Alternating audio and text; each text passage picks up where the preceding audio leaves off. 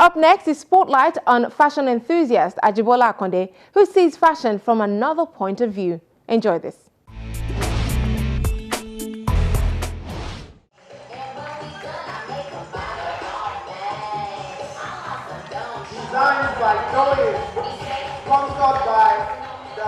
Over the years, the fashion industry in Nigeria has worn a new look across multiple platforms, showcasing best in contemporary Nigerian and sometimes African fashion.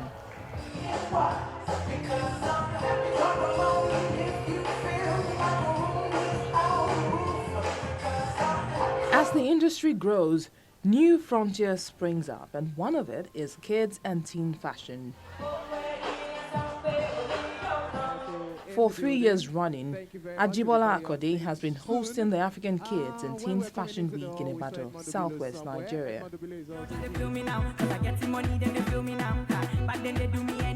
The interest in fashion started like 3-4 years ago when I got this idea, about the African Kids and Teens Fashion Week. When I got the idea, I started investigating, looking at what it's going to bring, what it's going to be if it's a worthwhile idea. And I went out, and every child I saw while I was outside all wore Western clothing. They were all wearing Western clothing. I was shocked. It's as bad as we having the Western world sending us, their second-hand clothing for our children to wear. And while starting up this project, I never believed I could see fashion designers who are specialized in kids' clothing. I never believed they exist in Africa.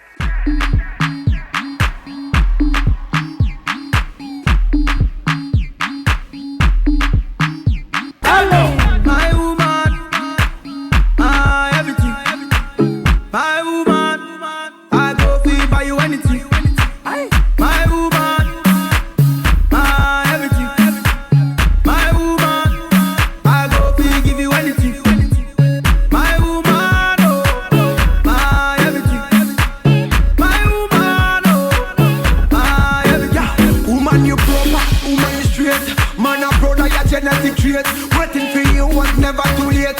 Remember, say you want the food in on the plate. Yeah, I love it indicate, and it is so concrete. And we never lose faith for making you miss. When it comes to kids, we're really super excited because, first for me, I was shocked at what they know. These kids, what they know at this time. They were really, really eager. It was wonderful working with kids. They were eager to come on the runway. They were eager to do whatever we tell them to do. But what we try to do is not to make them act like adults, because some of them have some real big information. I don't know how they know, but what we tell them that, okay, this is what you do, come on stage.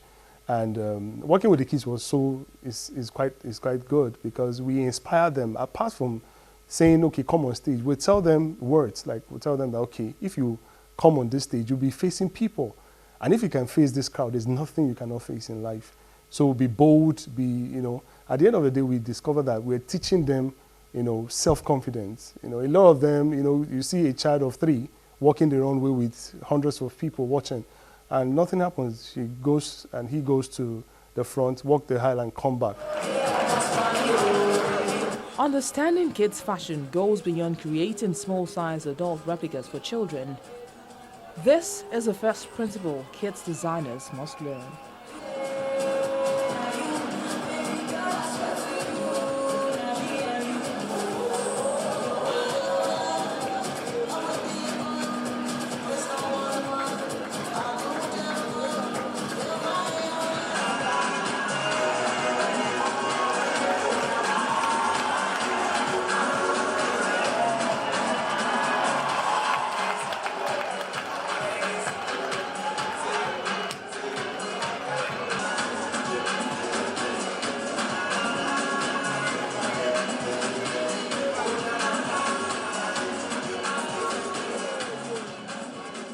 I was really, really shocked at the level of designers I saw who are into that industry, who are into the fashion industry for kids and things. There were a lot of them.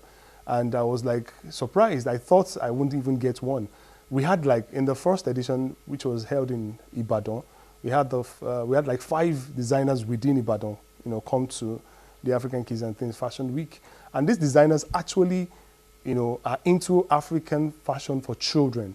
Now, if you see most of our social medias, what we see both on social medias are actually, when we talk about African fashion for children, is actually adult design, being worn by kids.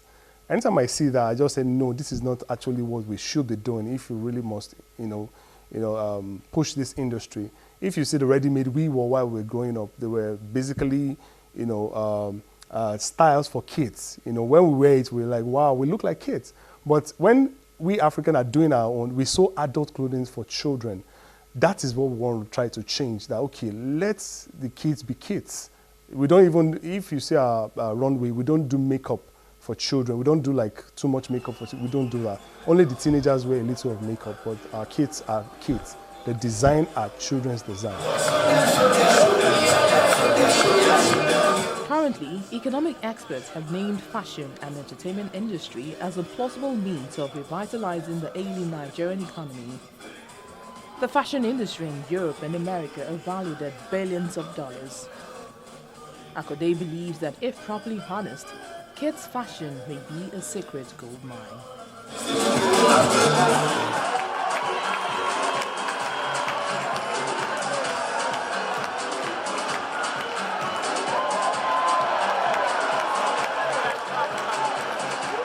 This is the future of Africa in African fashion. We have the European fashion designers. They could buy a jet at the speak of their fingers. Why?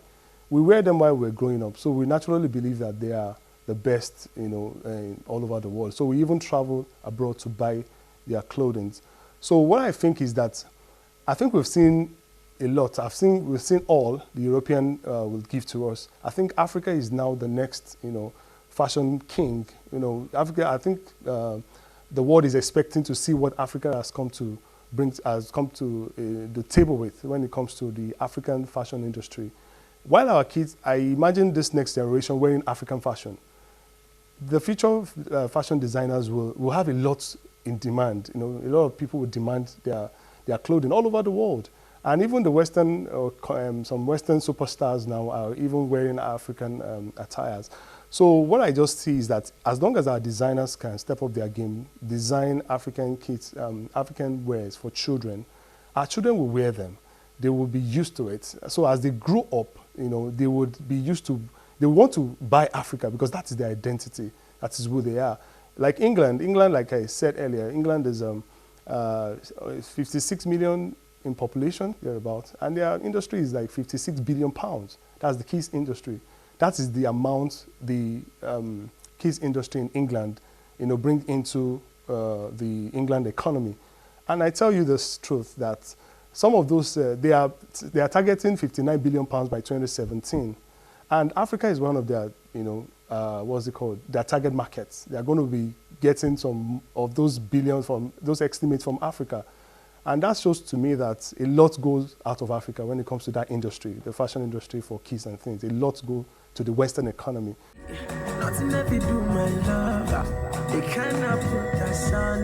Africa Kids and Teens Fashion Show 2015 happening live in Ibadan, your state. Wonderful. Please put your hands together for all the models. And the woman that made it possible. Miss Zucchini herself. Wait.